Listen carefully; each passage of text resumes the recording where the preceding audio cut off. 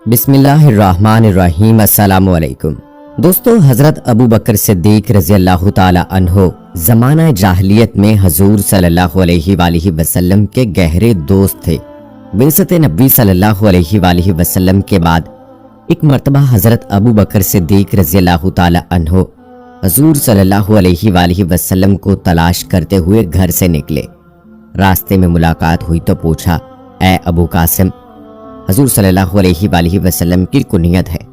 آپ اپنی قوم کی مجالس میں دکھائی نہیں دیتے اور آپ کی قوم کے لوگ آپ پر یہ الزام لگاتے ہیں کہ آپ صلی اللہ علیہ وآلہ وسلم ان کے باپ دادا کو برا بھلا کہتے ہیں۔ حضور اقدس صلی اللہ علیہ وآلہ وسلم نے فرمایا، میں اللہ کی طرف سے رسول بنایا گیا ہوں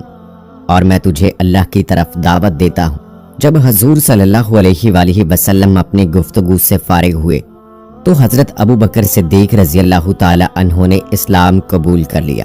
حضور صلی اللہ علیہ وآلہ وسلم اس حال میں وہاں سے رخصت ہوئے کہ مکے کے دو پہاڑوں کے درمیان اس وقت آپ صلی اللہ علیہ وآلہ وسلم سے زیادہ خوش اور مسرور کوئی آدمی نہ تھا۔ حضور صلی اللہ علیہ وآلہ وسلم سے ملاقات کے بعد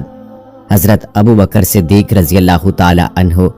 اپنے ساتھیوں سے ملاقات کے لیے چلے گئے اور حضرت عثمان بن عفان رضی اللہ تعالی عنہ، طلحہ بن عبید رضی اللہ تعالی عنہ، حضرت زبیر بن عوام رضی اللہ تعالی عنہ اور حضرت سعد بن ابی وقاص رضی اللہ تعالی عنہ کو اسلام کی دعوت دی اور وہ سب کے سب دائرہ اسلام میں داخل ہو گئے۔